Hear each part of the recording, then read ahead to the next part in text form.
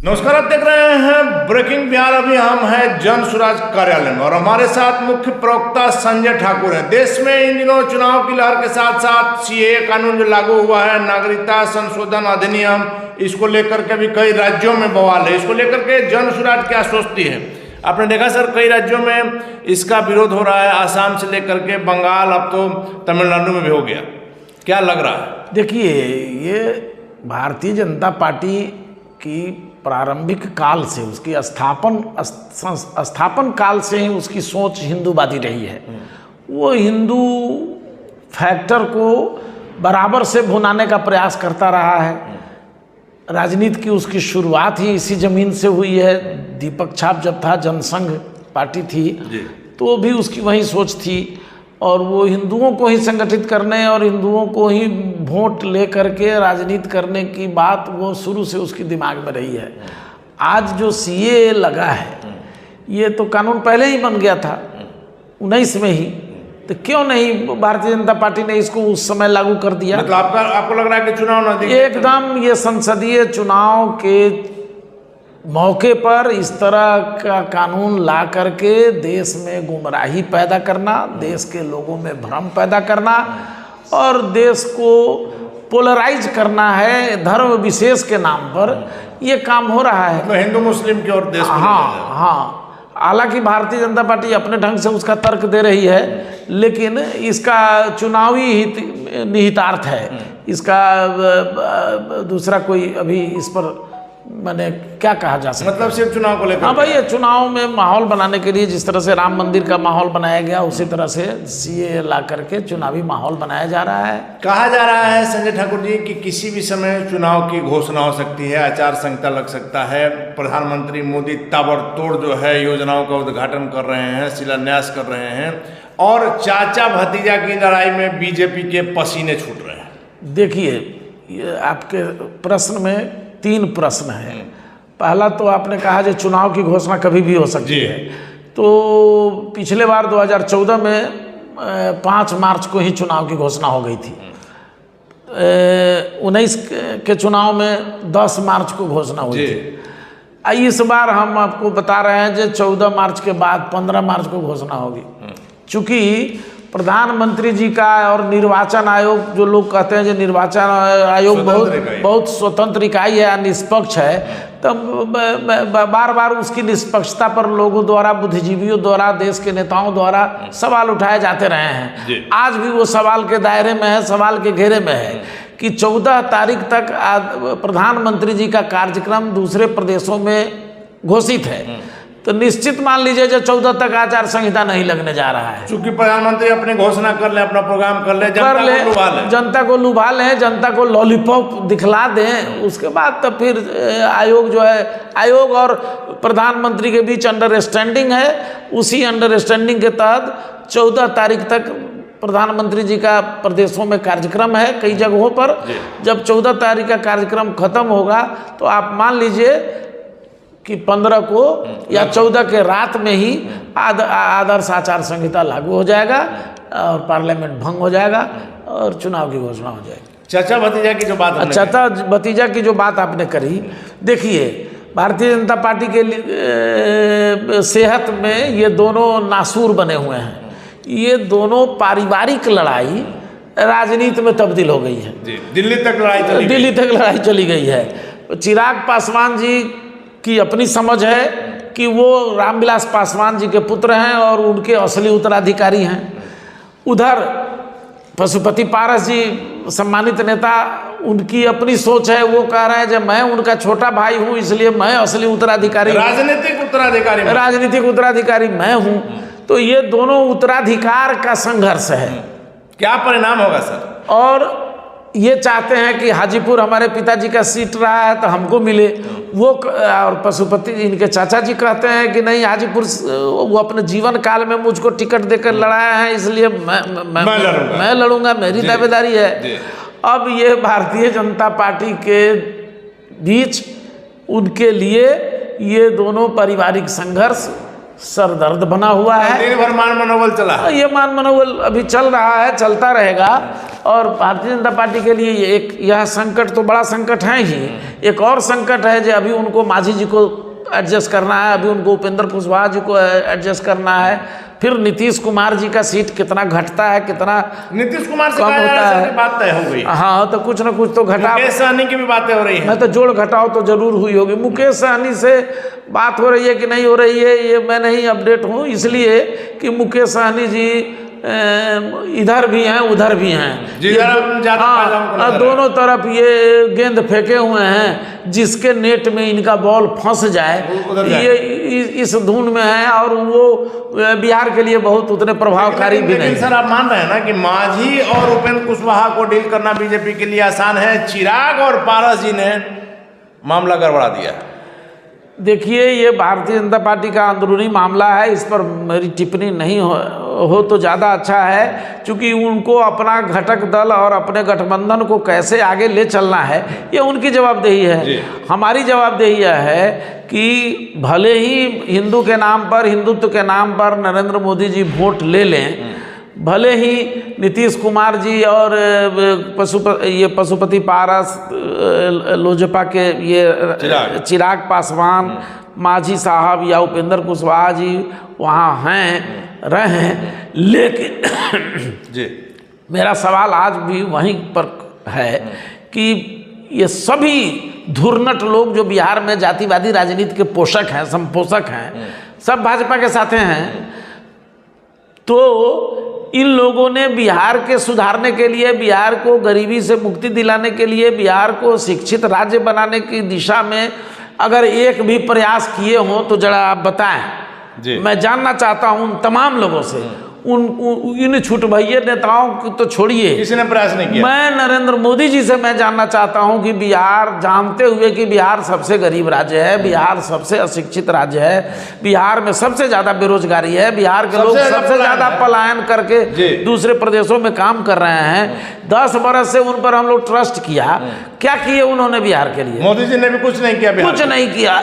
इसलिए जनता हमारी बराबर ठगी जाती रही है, आज भी ठगी जाने वाली है। जनता जो पोलराइज हो रही है हिंदू मुसलमान के नाम पर, ये पोलराइजेशन समाज के लिए, जनता के लिए, बिहारियों के लिए घातक है, देश के लिए घातक है, ये देश के लिए उचित संदेश नहीं है। लेकिन संजय ठाकुर जी, आपने अभी कहा कि उनका अंदरूनी मामला है, और चलिए अंदरूनी मामला में किसी का नहीं बोलना चाहिए, लेकिन चिराग पासवान ने 10 तारीख को जो साहेबगंज में, वैशाली जिला के साहेबगंज में जो आकर के सवाल उठाया, यह तो सार्वजनिक सवाल है, मंच से जिस प्रकार से चिराग ने कहा कि सबों ने, सभी पार्टियों ने, सभी नेताओं ने बिहार को लूटा है, आज भी पलायन सबसे ज्यादा है, इसका जवाब किसी के पास है? किसी के पास नहीं है। वो सही बात है। ये आदरणीय प्रशांत किशोर जी जो बार बार गाँव में घूम रहे हैं, पदयात्रा के दौरान ये सवाल उठा रहे हैं, और इस सवाल को चिराग पासवान उठावे चाहे कोई उठावे, तो ये हमारी सफलता है, ये जन स्वराज की जीत है कि चिराग पासवान अपनी रैली में हमारी बात कर रहे हैं। तो प्रशांत किशोर और चिराग पासवान की बातें मिल रही है, क्या भविष्य में दोनों एक होंगे? नहीं, ये मैंने ये नहीं कहा। मैंने ये कहा कि आदरणीय प्रशांत किशोर जी जिन मुद्दों पर बिहार में दौरा कर रहे हैं, पदयात्रा कर रहे हैं, जिन मुद्दों पर हमारा आदरणीय प्रशांत जी का यही ना मुद्दा है कि सबसे बड़ा पलायन है, जनता का सुंदर राज हम कैसे लाएं, सही लोगों को जिनके पास सही सोच हो उनको हम लामबंद कैसे करें, बिहार को बदलने के लिए हम लोगों को कैसे हम एकजुट करें, और जो हमारा सबसे बड़ा मुद्दा है कि हमारे यहाँ शिक्षा की व्यवस्था चौपट है, हमारे यहाँ स्वास्थ्य की सुविधा नहीं है, हमारे यहाँ पढ़ाई लिखाई की सुविधा तो है ही नहीं, खेती किसानी भी घाटे का कारोबार है, हमारे लोग रोजगार के अभाव में भाग भाग करके दर दर की ठोकर खा रहे हैं, देश के दूसरे हिस्सों में जाके गालियां सुनते हैं, बिहारी कह के लोग अपमानित करता है, ये काम तो निरंतर जारी है जी। तो इन सरकारों के बदलने से बिहार तो नहीं बदला, बिहार की गरीबी तो नहीं बदली, पीछे क्यों जा रहा है? नीतीश जी मुख्यमंत्री भले लालू के साथ होके रहे चाहे भाजपा के साथ होके रहे, बिहार तो उसी जगह है, बिहार की जनता भी वही है। सर मेरा सवाल इसीलिए वही था कि प्रशांत किशोर भी युवा नेता है, जनता उनको सुन रही है, चिराग भी युवा नेता है, जब दोनों का विचार मिल रहा है तो क्या भविष्य में दोनों को एक साथ आकर के जनता की सेवा नहीं करनी चाहिए? एकदम करनी चाहिए। मैं तो खुले न्योता दे रहा हूँ, ऐसे बिहार को बदलने की सोच रखने वाले किसी भी राजनीतिक दल में अगर हैं, कहीं भी हैं, वो आए, जनसुराज में उनका स्वागत है। चिराग पासवान को आप न्योता दे रहे हैं? उन्हीं को नहीं, ये सोच रखने वाले हाँ, हर तमाम उन बिहारियों का हमारा आमंत्रण है जो बिहार को बचाने के लिए, बिहार के पुनर्स्थापन के लिए, बिहार के सांस्कृतिक, सामाजिक और राजनैतिक धरोहरों को जीवंतता प्रदान करने के लिए और बिहार के गरीबों, मजलूमों, मुफलिसों की आवाज़ बनने के लिए जो कोई भी आए, जनसुराज का गेट खुला हुआ है, आदरणीय प्रशांत किशोर जी का दरवाजा खुला हुआ है, चाहे वो चिराग पासवान जी हों या कोई ऐसे सही लोग आबे हमारे यहाँ स्वागत है। आपकी विचारधारा से बोलना चाहते हैं। हाँ, अब जातिवाद करने वाले लोग, धर्मवाद करने वाले लोग, संप्रदायवाद को फैलाने वाले लोग बिहारियों का नुकसान कर रहे हैं। ऐसे जातिवादियों का हमारे यहाँ कोई गुंजाइश नहीं है, क्योंकि हमारे समाज में हमारा जो जनसुराज परिवार है वो जाति विहीन परिवार है। इसमें सभी वर्गों का, सभी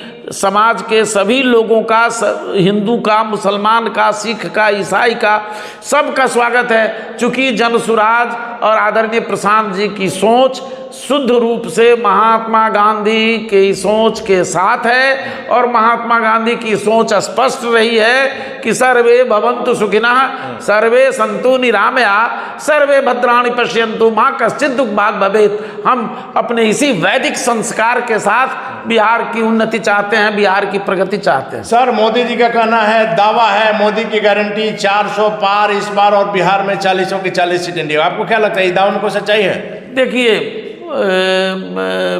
जो स्थितियां बन रही हैं उसमें तो निश्चित रूप से अभी के संघर्ष में भारतीय जनता पार्टी सभी और उसका एनडीए गठबंधन सभी दलों पर भारी पड़ रहा है। इसमें कोई सुबह नहीं है। मोदी लहर है। मोदी लहर है। और जिस तरह से इंदिरा गांधी के नाम पर एक ज़माने में कांग्रेस को लोग वोट देते थे, उसी तरह से भाजपा का बाकी कोई सेकंड लाइनर नेतृत्व का कोई वजूद नहीं है। मोदी के नाम पर लोग वोट देंगे, चाहे वो जिसका उसका कैंडिडेट जो हो। अब रही बात यह कि 400 पार बिहार में 40 की 40, बिहार में 40 की 40, इस पर तो अभी भविष्यवाणी करना जल्दीबाजी होगी।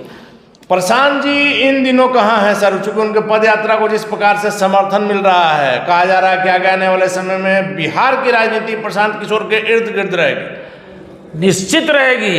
देखिए, एक सर अभी प्रशांत किशोर, आदरणीय प्रशांत किशोर जी की पदयात्रा सहरसा जिले में चल रही है।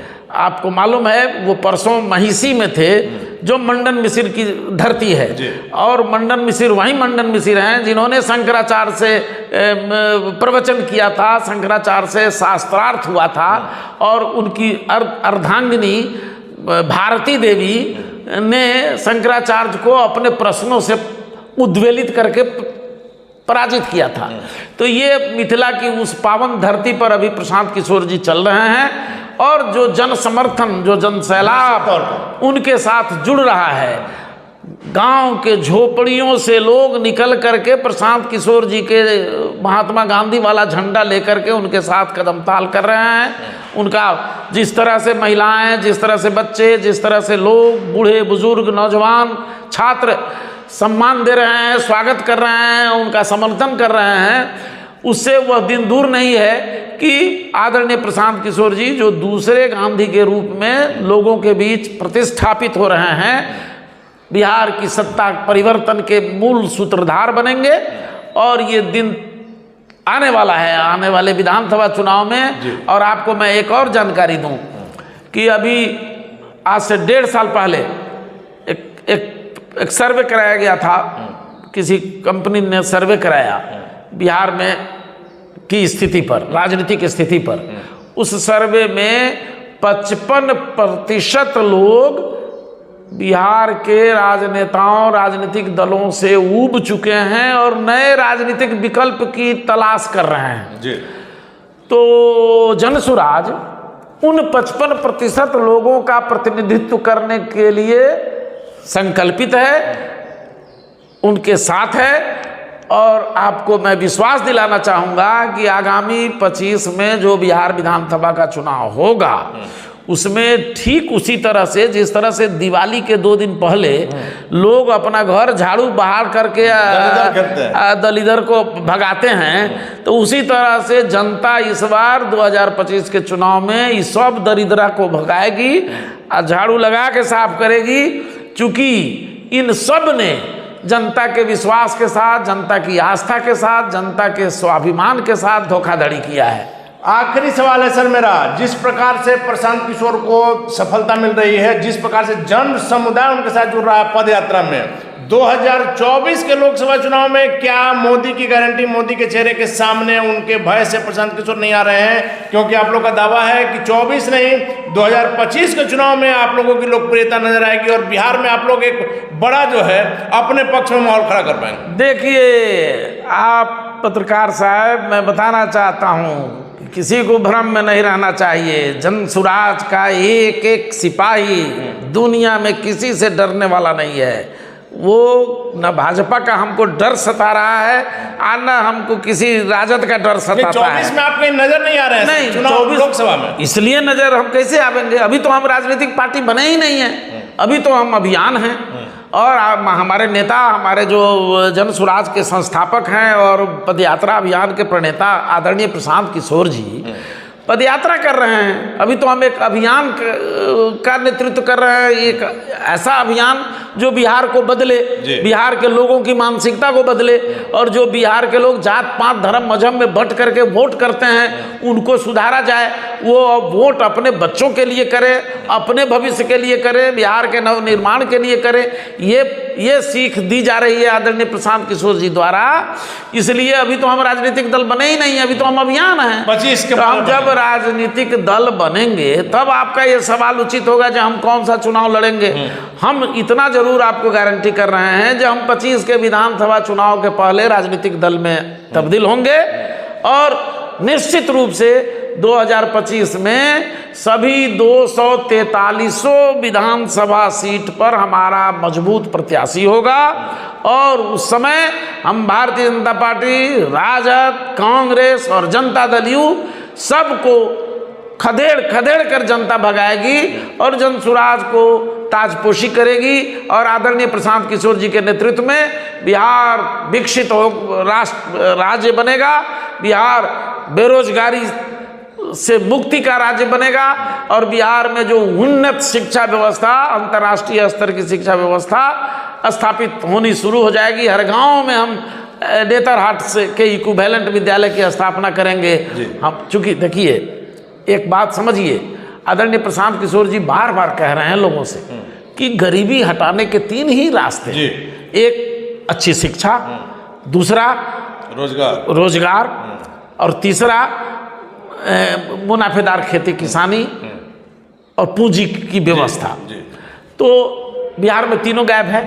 शिक्षा को चौपट कर दिया गया है इन समतावादी व्यवस्था लाने वाले इन राजनेताओं ने। खेती खाने पर पूंजी तो है, लेकिन उस पूंजी को मुख्यमंत्री जी और उनकी कमेटी के लोग डकार रहे हैं। बिहार के जनता के साथ धोखाधड़ी हो रही है पिछले 50 वर्षों से। देखिए बैंकों में एक सिस्टम है CDR, कैश डिपॉजिट रेशियो। उसका मतलब होता है कि अगर हमारे बिहार के सरकारी बैंकों में बिहारी भाइयों द्वारा अगर साल में 1 लाख करोड़ या 2 लाख करोड़ रुपया जमा किया जाता है, जो शेष मनी रह जाता है बैंक में, जो जिसका हम यूज नहीं करते बैंक में रखते हैं, उस 1 लाख करोड़ अगर रुपया हमारा जमा है तो उसका 30% रुपया ही बिहार में लगाया जा रहा है। 70% रुपया इस नीतीश बाबू के राज्य में चला जा रहा है दूसरे जगह। इसके पहले के राज्य में भी चला जा रहा था दूसरे राज्यों में। जबकि इस नियम है कि CDR का 90% से लेकर 100% तक की राशि उसी प्रदेश में खर्च की जाएगी। यहाँ का पैसा यहीं खर्च। हाँ, मतलब आप अगर पत्रकारिता कर रहे हैं, आपको संसाधन की आवश्यकता है तो बैंक आपको लोन दे और आप उस संसाधन की मुहैया करें। अगर डॉक्टरी कर रहे हैं तो आपके नर्सिंग होम खोलने के लिए बैंक लोन दे। अगर आप गांव में कोई व्यापार करना चाहते हैं, खेती किसानी को ठीक से मुनाफेदार बनाना चाहते हैं तो उसके लिए लोन दे। ये 1 लाख करोड़ जो जमा होता है वो उसका 90% से लेकर 100% तक इन्हीं बिहार में ही देना है कर्ज के रूप में, गाड़ी खरीदने के लिए, खेती किसानी के लिए, बिजनेस व्यापार के लिए, किसी तरह के रोजगार के लिए। लेकिन और मालूम है उस कमेटी के चेयरमैन कौन होते हैं? मुख्यमंत्री होते हैं। मुख्यमंत्री जी चेयरमैन हैं। इसके पहले भी कई मुख्यमंत्री रहे, कांग्रेस की भी हुकूमत रही, लालू यादव की हुकूमत रही, भाजपा जदयू की तालमेल गठजोड़ वाली हुकूमत रही। इन सरकारों ने इस पर कोई अमल दरहम नहीं किया और आपको जानकर आश्चर्य होगा कि मात्र 30 से 33% रुपया ही CDR का बिहार में इन्वेस्ट हो रहा है। अब बाकी रुपया गुजरात, दिल्ली, हरियाणा, कलकत्ता, दूसरे राज्यों के उद्योगपतियों के यहाँ ये बैंकों द्वारा भेजे जा रहे हैं। अगर मुख्यमंत्री सही होते तो बैंकों पर नकेल पहना करके, लगाम लगा करके ये सारा CDR का रुपया बिहारियों के हवाले होता। नहीं हो रहा है। ये गरीबी है तो पूंजी है ये नहीं है, शिक्षा है ये नहीं है, और रोजगार के लिए कोई कल कारखाना ये सरकारों द्वारा खोला ही नहीं जा रहा है। तो क्या करे हमारा बिहारी? भाग के बुला रहा है, बाहर के अलावा कोई उपाय नहीं, गालियों सुन रहा है, पिटाइयों रहा है। धन्यवाद सर। तो निश्चित तौर पर जन सुराज अभी एक अभियान है, लेकिन 2024 के बाद और 2025 के पहले एक राजनीतिक पार्टी के रूप में बदल जाएगा। एक चीज और मैं कहना चाहूंगा कि आपने जो एक सवाल किया उसका उत्तर आपने नहीं लिया, जो जन सुराज इस 24 के संसदीय चुनाव में चुनाव लड़ेगा कि नहीं लड़ेगा, इस पर मैं स्पष्ट कर दूं। हमारे नेता आदरणीय प्रशांत किशोर जी बार बार विभिन्न चैनलों के माध्यम से इस पर स्पष्टीकरण कर चुके हैं, जवाब दे चुके हैं। सच यही है कि जिन जिला कमेटियों द्वारा तय किया जाएगा कि हमारे यहाँ फलाना कैंडिडेट बहुत योग्य हैं और इनको लड़ाने से हम मजबूती से चुनाव लड़ सकते हैं, हम कार्यकर्ता तैयार हैं, मतदाता तैयार है, तो जहाँ का कार्यकर्ता, जहाँ की जिला कमेटियाँ फैसला लेगी वहाँ कैंडिडेट बनाए जाएंगे। तो निर्दलीय रूप में उसे लड़ाया जाएगा और जन सुराज पूरी ताकत, पूरी ऊर्जा के साथ संगठन से उसकी मदद करेगा। ठीक उसी तरह जिस तरह हमने पिछले साल सारण शिक्षक निर्वाचन क्षेत्र में अफाक अहमद जी को शिक्षकों ने जब निर्दलीय उम्मीदवार बनाया और जन सुराज से मदद मांगी, तो जन सुराज ने पूरी ताकत से उसकी मदद की और परिणाम आपके सामने है। जो सत्ताधारी दल को भी हमने हराया बिहार के, और भारतीय जनता पार्टी के कैंडिडेट की जमानत जब्त कराई, 400 वोट्स पर ही उनको सिमट दिया। तो ये उपलब्धि मिली थी। इसलिए कोई लहर फहर नहीं है देश में। अब बिहार में केवल भारतीय जनता पार्टी अपना हिंदुत्व का एजेंडा चला करके वोट ठगना चाह रही है। अगर हमारा कैंडिडेट कहीं कमेटी हमारा फैसला लेती है तो हम लड़ेंगे और हम बताएंगे जो ये लहर है कि इनका कहर है। चलिए धन्यवाद सर। तो हमारे साथ जन सुराज के मुख्य प्रवक्ता संजय ठाकुर जी। सीधे तौर पर कहना है कि सभी पार्टियों ने, सभी नेताओं ने बिहार को ठगा है, जिस कारण से आज बिहार की दुर्गति है। और इनका दावा है कि 2025 के चुनाव से पहले जिस प्रकार से दीपावली के पहले दलितर खेदा जाता है, वैसे तमाम पार्टियों को बिहार से खदेड़ दिया जाएगा और जन सुराज अच्छे लोग अच्छे शासन देंगे और बिहार को विकसित राज्य बनाएंगे। और इनमें सबसे जो महत्वपूर्ण बात है कि चिराग पासवान जैसे नेताओं को इन्होंने ऑफर किया है कि आप हमारे साथ जुड़िए, हमारी विचारधारा के साथ जुड़िए। जिस प्रकार से चिराग पासवान ने साहिबगंज में सीधे तौर पर खुले मन से कहा कि अभी तक सबों ने लूटा है बिहार को, सबों ने ठगा है, जिस कारण से बिहार पलायन की समस्या से ग्रसित। संजय ठाकुर के दाव में क्या सच्चाई है? 2025 में बिहार की तकदीर, तस्वीर बदलती है नहीं, देखने वाली बातों को फिलहाल बने रहे ब्रेकिंग न्यूज।